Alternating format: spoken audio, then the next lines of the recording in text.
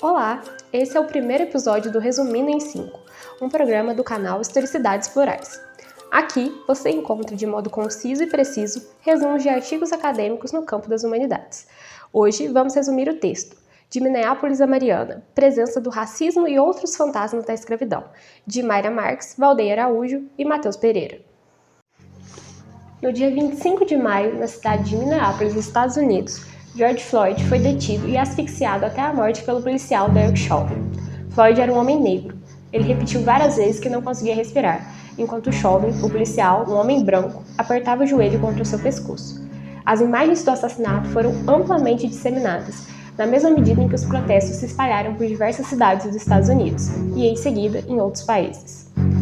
Uma das ações que passaram a fazer parte dos protestos foi a derrubada de estátuas que homenageiam personalidades de algum modo envolvidas com o processo de escravização dos povos africanos na era moderna ou com o colonialismo. Cidades ao redor do mundo foram testemunhas de ações. No Brasil, houve ações contra as estátuas, desde ataques à Borba Gato em São Paulo e ao monumento em homenagem ao descobrimento no Rio de Janeiro. Essas ações levaram a um intenso debate público. De um lado, havia a necessidade de fazer justiça às memórias de grupos historicamente minorizados, num processo de ressignificação temporal. Do outro, havia a necessidade e o dever de proteger o patrimônio público como fundamento da memória coletiva produtora de coesão social. Os que criticam a revisão dos monumentos públicos possuem origens sociais e políticas distintas. Seus enfoques e argumentos são variados. O mesmo pode ser dito dos que defendem a revisão dos monumentos. Esse debate está longe de ser uma simples polarização.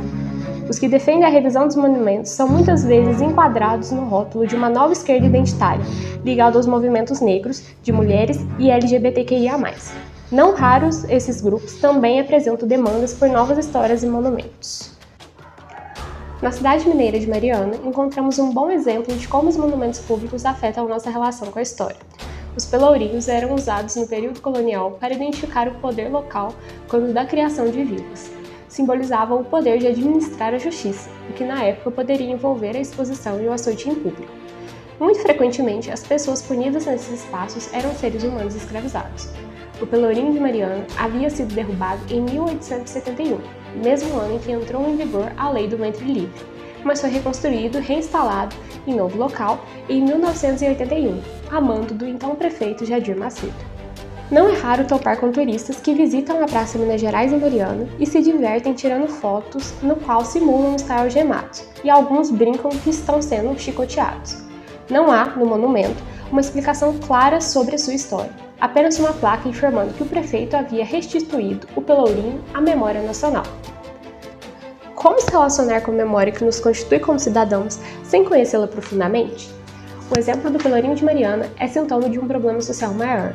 Em um artigo publicado no site Jornalistas Livres, os pesquisadores Matheus Pereira, Mayra Marques e Valdeir Araújo consideram que o reerguimento do Pelourinho no final da ditadura militar está relacionado à onda ufanista de valorização do patrimônio colonial, mas também com as ansiedades que a expansão da mineração trazia para as elites locais.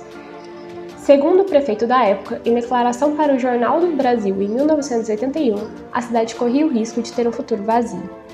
Quase 4 décadas depois da restauração do Pelourinho, o futuro de Mariana não foi vazio. De algum modo, as elites locais conseguiram repetir o passado colonial de desigualdades e hierarquias. O município saltou de 14 para 60 mil habitantes. As periferias cresceram com pouca ou nenhuma infraestrutura.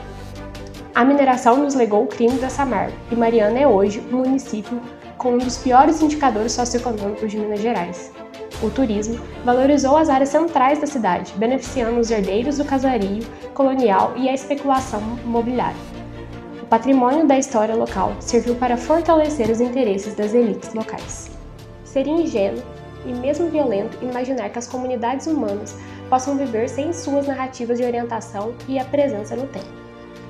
Para que sejam eficazes, no entanto, é preciso que essas narrativas sejam representativas e inclusivas.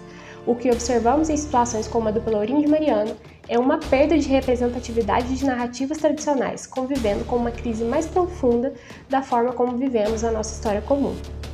Derrubar estátuas não significa que o passado a elas é relativo ou será apagado, mas que há um desejo de mudanças em direção a um futuro em que aqueles que construíram suas vidas baseadas na escravização de outras pessoas não se tornem referência. Portanto, a questão que se coloca é: como lidar com a obsolescência de monumentos? Haveria lugar na monumentalização pública para objetos obsoletos? Haveria uma força de atualização que pode ser despertada pelo que nosso presente considera obsoleto? As estátuas não deveriam ser celebradas. Qualquer pessoa familiarizada com a imperfeição das coisas humanas saberá que por trás de cada personagem ou evento escondem-se falhas, insuficiências, erros, mentiras e mesmo crimes. A ambivalência é constitutiva da vida humana e se enquadra mal às exigências rigorosas da escala moral e ética. Assim, o mais prudente é entendermos que a monumentalização de personagens e eventos históricos deveria ser um motivo para a comemoração no sentido estrito da palavra, ou seja, um convite à rememoração coletiva, à reavaliação crítica dos sentidos e consequências dessas pessoas e eventos para o nosso tempo.